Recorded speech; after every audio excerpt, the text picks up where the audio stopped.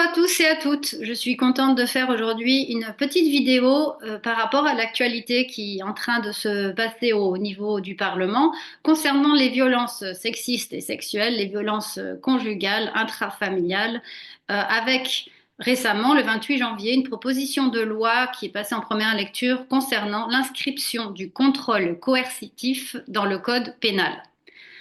Qu'est-ce que ça signifie? Ça signifie qu'il y a une prise de conscience de la société, que les violences conjugales ne commencent pas et ne s'arrêtent pas au cou, que l'essentiel des violences conjugales qui ont lieu dans les foyers sont invisibles et se traduisent justement par ce concept que l'on nomme le contrôle coercitif. Donc nous allons voir un petit peu plus dans le détail qu'est-ce que c'est que le contrôle coercitif. Avant de commencer, je voulais rappeler que les violences conjugales concernent en grande majorité les femmes, mais il ne faut pas oublier les hommes qui sont également victimes de ces violences. Pour eux, c'est encore plus tabou, encore plus invisible, encore plus indicible. Donc j'ai une petite pensée pour eux s'ils regardent cette vidéo, parce que comme je vais beaucoup parler des femmes, ils risquent de se sentir exclus. Or, ils ne le sont pas. En tout cas, j'ai bien conscience. N'empêche que la société patriarcale aidant, l'essentiel des violences intrafamiliales sont du fait de l'homme sur la femme, et 80% des victimes sont des mères. Ce qui signifie que les enfants sont également, bien sûr, victimes de ce climat et que on appelle les enfants sont des victimes vicariantes. Donc c'est un terme qui est utilisé pour expliquer ils sont instrumentalisés pour nuire en plus à la mère. Essentiellement, quand c'est la mère qui est victime de violences conjugales. Et ça ne s'arrête pas au moment où la mère quitte le foyer, au moment du divorce. Les violences ne s'arrêtent pas à ce moment-là. Elles se poursuivent dans la durée, dans le temps, puisque la plupart du temps, les gardes sont partagés, avec une autorité parentale partagée, etc., etc., ce qui donne l'occasion aux parents malades, on peut le dire, de continuer à avoir une emprise et de continuer à mettre en difficulté le parent, la mère en général. Pas que la mère, mais bon, du coup, voilà. Donc, ce que je voulais vous dire par rapport au contrôle coercitif, c'est que déjà, on a deux mots. On a contrôle et coercitif. Donc, contrôle, ça veut bien dire ce que ça veut dire, hein. Il est vraiment question du contrôle, de contrôler la vie de la personne, ses sorties, ses relations. On va voir ça un petit peu plus dans le détail après. Bon, on a été interrompu par mon cher toutou qui voulait un câlin. Donc, là, donc, je vous expliquais que dans contrôle coercitif, il y a le mot contrôle, donc il va y avoir du contrôle, c'est facile. Et coercitif, ça donne le sens de qui nous enferme, qui nous piège, qui nous réduit à quelque chose de petit, qui réduit notre espace vital, qui réduit notre pensée, qui réduit notre liberté, qui réduit notre autonomie, qui nous maîtrise, qui nous maintient sous emprise. Voilà, c'est rien que le mot déjà phonétiquement, c'est déjà ce qu'il dégage en fait. Donc, le contrôle coercitif, ça va être la partie des violences conjugales qui est sans coup ni bleu, mais qui est l'emprise, qui est psychologique, qui est verbale. Donc, je rappelle que les violences conjugales ne sont pas seulement le fait de violences physiques. Les violences physiques, comme j'aime à le dire, c'est la partie immergée de l'iceberg, c'est ce qui se voit. Donc, quelque part, même, pour tout vous dire, c'est pour les victimes, quelque part, c'est peut-être très dur, mais c'est en même temps la chose qui permet d'être reconnue et crue par l'entourage. Voilà. En dessous, ben, il y a tout le reste de l'iceberg en fait, qui est les violences psychologiques, verbales, les humiliations. Et ça, c'est terrible parce que c'est ça qui crée la dépendance affective, enfin pas la dépendance affective. Enfin, il y a une dépendance affective qui fait qu'on part pas, entre autres. Mais ce que je veux dire, c'est que le limon, c'est ça. C'est cette violence qui vient insidieusement, petit à petit, d'abord par des mots, ensuite par du gaslighting, c'est-à-dire je te dis une chose et le contraire, et je te dis que en fait c'est toi qui te trompes, en fait c'est toi le problème, en fait c'est toi qui es folle parce qu'il t'est arrivé ça, ça, ça dans ta vie, ou parce que ta famille elle est pas équilibrée, etc., etc. Ça, je reviendrai un peu plus dans le détail là-dessus. Mais donc le limon, c'est les violences psychologiques et verbales qu'on retrouve dans toutes les situations. Enfin, derrière, il y a d'autres aspects d'autres domaines des violences conjugales qui sont financières, ça j'en ai déjà parlé, et aussi les violences qui sont extrêmement tabous, qui sont les violences sexuelles. Donc concrètement, qu'est-ce que c'est que les violences sexuelles? C'est soit je me refuse à toi pour te faire sentir que tu es une merde et que tu ne m'intéresses pas et que je fais ce que je veux, voilà. Soit de le contraire, et en fait, ça va être tout le domaine extrêmement tabou du viol conjugal. Le viol conjugal qui est finalement, c'est toutes les fois où la femme va faire l'amour alors qu'en fait, elle n'en a pas envie. Soit parce que devoir conjugal, soit parce que pression, soit parce que surprise, soit parce que humiliation, soit, enfin bref. Il y a plein, là c'est pareil, c'est-à-dire ça peut être violent, ça peut être je te force à avoir un rapport sexuel alors que tu n'en as pas envie et des pratiques que tu ne veux pas et en plus tu souffres et moi j'en ai rien à faire. Donc ça, c'est vraiment la partie, donc on va dire immergée de l'iceberg, c'est vraiment la violence terrible, ou comme dans le film L'amour et les forêts, quand il la force à refaire avec lui ce qu'elle faisait avec son amant. Mais ça peut être beaucoup plus subtil, beaucoup plus induit. Ça peut être, oui, comment dire, tu me prives de quelque chose. Enfin, ça peut être la culpabilisation. Ça peut être la manipulation par la culpabilisation. Oui, si si moi je suis pas satisfait, après il faut pas s'étonner si j'ai envie d'aller voir ailleurs, par exemple. Ou alors, oui, je t'ai trompé. Si je t'ai trompé, c'est à cause de toi, parce que toi tu veux pas faire ça. Donc ça, c'est des choses qui sont de la violence. Donc maintenant, je retourne. Donc là, je vous ai redessiné le panel des violences conjugales. Maintenant, je retourne sur le contrôle coercitif. Pourquoi c'est fondamental que ce soit mis dans le code pénal? D'abord parce que c'est criminel, c'est de la torture. Et que c'est le cœur c'est l'essentiel et le cœur des violences conjugales, qui explique en partie aussi pourquoi la personne victime ne part pas.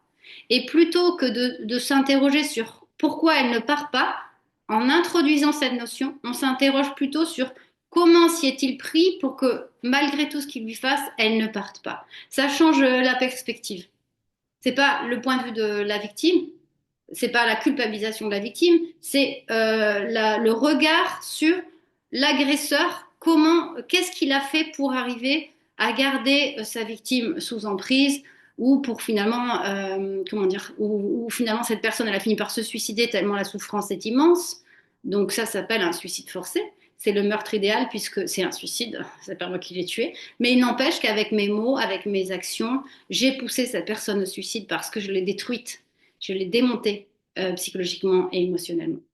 Donc c'est vraiment une grande avancée et je me réjouis de savoir qu'il y a des gens qui travaillent pour que la société évolue positivement et que les personnes prennent conscience des choses. Alors maintenant, concrètement, je vais vous donner des exemples de qu'est-ce que c'est. Alors déjà, je vais vous donner des exemples de qu'est-ce que c'est que le contrôle coercitif, comment ça peut se manifester concrètement dans la relation de couple. Mais également vous dire que ce concept, il a été mis dans la loi parce que finalement, ce que les victimes expriment le plus sur le terrain, c'est qu'elles se sentent, donc il y a une terreur permanente et un sentiment de captivité. On a le sentiment d'être prisonnière de cette relation, d'être prisonnière de cette personne. Et en même temps, on est terrorisé en permanence. Il y a un stress permanent, chronique, une peur. Il y a une peur qui est là tout le temps. Donc, au niveau biochimique dans notre organisme, le cortisol il est à son maximum. Pourquoi? Parce qu'il y a toujours cette angoisse du moment où ça va basculer, du moment où il va y avoir la crise, du moment où il va y avoir la colère, du moment où il va y avoir la rage, du moment où l'autre va nous gronder, parce qu'il y a aussi une infantilisation. Nous, il y a beaucoup d'infantilisation. Va nous gronder parce qu'on n'a pas fait ci, parce qu'on n'a pas fait ça, parce qu'on n'a pas fait ci à temps, parce qu'on n'a pas fait ça comme ça, parce qu'on a acheté des yaourts bio, mais pas au magasin bio, mais chez le supermarché, c'est pas bien. Parce qu'on a acheté des yaourts pas bio, parce que en fait, c'est sans arrêt, des petites choses de la vie du quotidien qui viennent nous miner parce qu'on se sent du coup, nous les victimes des merdes, en fait, concrètement, parce qu'on fait tout pour que ça se passe bien. On fait tout pour essayer de retrouver cet homme qu'on a connu au tout début de notre relation, mais il y a toujours quelque chose qui coince et quelque chose qui grince. Donc le contrôle, il se manifeste par exemple par des réflexions sur les habits, les tenues que l'on a, des vêtements que l'on n'a pas le droit de porter parce que quand on les porte, il y a des hommes qui nous regardent, par exemple. Des... On n'a pas le droit de se couper les cheveux parce que c'est pas beau, c'est pas féminin. On n'a pas le droit de mettre du vernis à ongles, tout ce qui va être maquillage, critique, de tout ce qui va euh, tout ce qui potentiellement peut nous rendre désirables auprès des autres hommes. Donc déjà, il y a un contrôle sur la façon dont on s'habille, dont on se maquille, dont on a envie de se coiffer. Il peut y avoir, par exemple, bien sûr, il y a isolation le plus possible. Donc, ça veut dire aussi contrôle de tout le cercle social, toutes les personnes qui sont admises ou pas admises à venir par exemple, bah, dans la maison, par exemple. Il y a celles qui sont oblitérées, ok. Et puis il y a celles où il va y avoir des critiques. Ah, elle est ceci, cela, machin, j'ai pas envie qu'on la voie. Franchement, quand elle est là, je me sens pas bien, ça gâche l'ambiance. Donc au fur et à mesure, on fait il ou elle va faire le ménage, le tri dans notre cercle, ou en tout cas va nous mettre tellement mal qu'on va, de par nous-mêmes, éviter la situation où on va se retrouver en présence des deux. Avec un peu de chance, on perd pas les amis, mais on va les voir du coup ailleurs, autrement en fait, que chez nous. On va pas oser inviter chez nous nos amis qui ne plaisent pas à monsieur, qui dérangent monsieur, qui ne correspondent pas aux étiquettes que monsieur veut. Et voilà. Donc déjà, il y a le contrôle comme ça. Par exemple aussi, ça peut se traduire par si on a une amie qui nous invite à aller manger au restaurant entre filles. Alors, entre filles, c'est pas possible, c'est interdit. Donc, il va y avoir une crise. Et c'est quoi ces histoires? C'est quoi ces conneries? Et pourquoi est-ce que c'est entre filles? Alors que, de son côté, monsieur ne se gêne pas depuis des années à faire des choses entre mecs, par exemple. Donc, ça va être plein d'interdits. Au fur et à mesure, il y aura plein d'interdits. C'est ça la prison. Il est interdit d'aller manger au restaurant avec les copines entre 19h et 21h. Il est interdit de porter telle robe. Et au fur et à mesure, comme on n'a pas envie du conflit, parce que le conflit, ça nous rend malade, eh bien, on va se couper les ailes, se couper au fur et à mesure pour essayer de rentrer dans le moule que monsieur a prévu pour nous. Le contrôle, c'est aussi le contrôle des finances, c'est-à-dire aussi justifier toutes les dépenses. Si dans la situation où la femme est dépendante financière, ça va être de faire régulièrement, il y a une crise, qu'est-ce que c'est ces dépenses? Gna, gna, gna, justification, tableau Excel pour voir quels sont les postes où il y a trop d'argent qui est dépensé, même si l'argent, il y en a beaucoup, hein. Et encore, je dirais même pire, plus il y a de l'argent, plus il y a du contrôle, hein. Euh, enfin, voilà. Donc ça, c'est aussi une chose, le contrôle des finances, des dépenses. Qu'est-ce que Ah oui, par exemple, je donne un autre exemple. On fait un long voyage en voiture, on traverse toute la France en voiture.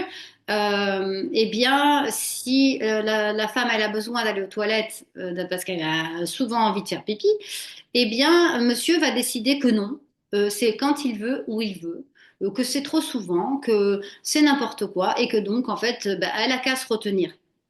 Au point que le voyage, ben, ça devient une source de stress, à savoir comment on va gérer notre sphincter, comment on va gérer notre vessie, à réfléchir à peut-être avoir une bassine dans la voiture au cas où on n'en peut plus. Ça, c'est par exemple quelque chose qui n'est pas normal en fait à vivre en 2024. Et donc, ça fait partie de tout ce qui est contrôle. Contrôler quand l'autre va aller aux toilettes ou pas aux toilettes. C'est aussi une position de domination, de supériorité, de pouvoir et d'infantilisation. Pourquoi on accepte tout ça? Ça, c'est un autre sujet. Un sujet qui est long, qui est compliqué.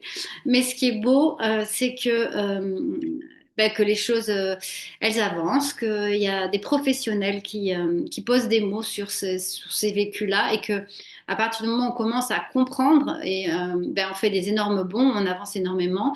Et la bonne nouvelle, c'est que normalement, du coup, dans les relations suivantes, quand ça se reproduit, on se rend compte très très vite des dysfonctionnements et on part très très vite avant qu'il soit trop tard.